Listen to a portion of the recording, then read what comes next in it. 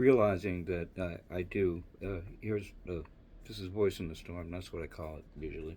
But really, I want to do a salute to Lewis Black, who was just talking about the absurdity, which I agree with, that happens with these supposed debates.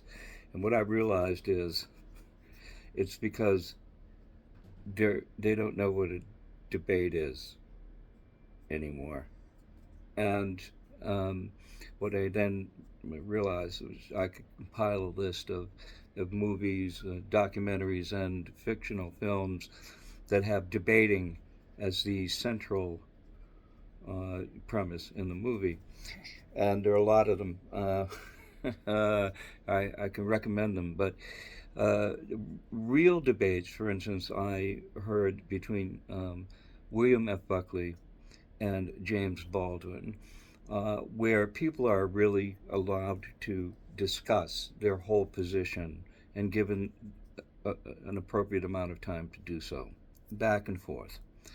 All very civil in terms of not interrupting each other and so on. But that's a debate. What happens with these presidential things is a joke.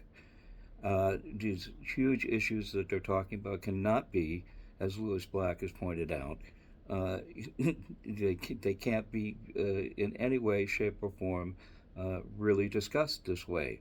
I mean, 2 minutes, people start to look like they look worse. The whole thing is just a waste of time and money that's needed. Um, uh, which brings me to this whole need that politicians in our country consistently have, and wherever else this happens, which is this constant need for money. I have literally hundreds of texts that I've received because I made the mistake of responding to some survey, requesting money for political campaigns. Just endless, an endless number, and it's obscene. Uh, let's go, take a lesson from an older culture than this, which is the UK, and who have apparently they have 25 days to campaign.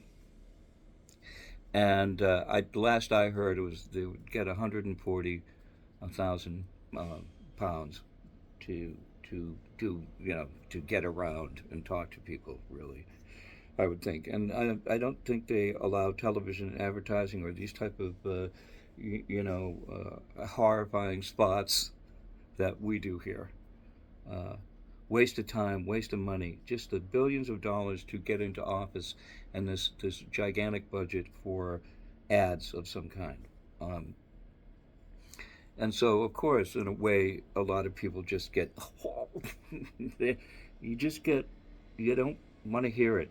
Just get somebody in there that knows what to do and tell us what to do. And meanwhile, I got to go to work because that's most people. I got to go do this thing that I do every day, all the time.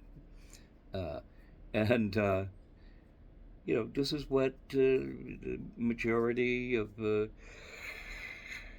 I got to say, from your 20s to 60s or 70s, for many from, teenage years on. This is what we mostly are doing is trying to figure out how to survive here, simple stuff. Anyway, but it all relates, to, for me, to this whole idea of the over the top spending that goes into political campaigns, the length of time of campaign.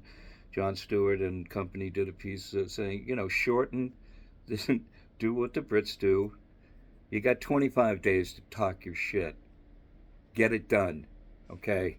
And here's 100, whatever, a couple of hundred grand, so you can take the train and go talk to people.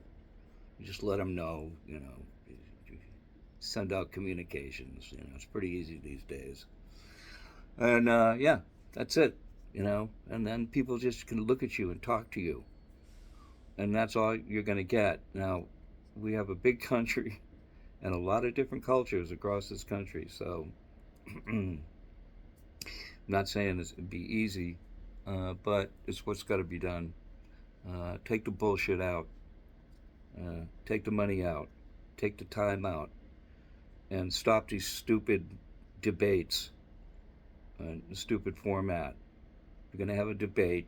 You let people talk, even if they get angry with each other and start throwing objects at each other. Whatever. Let them go. Let them do it. You know? I mean, nobody should get physically violent. I'm just joking. Nobody should get physically violent at all at any point in time because that's just. Then you know you got a couple of Looney Tunes that shouldn't be in public office. So anyway, that's what I got to say today. Wolf Alexander's my pseudonym. I guess that's what you call it. My pseudonym, my nom de plume. But anyway, Voice in the Storm saying much love to you. I hope you have a great weekend.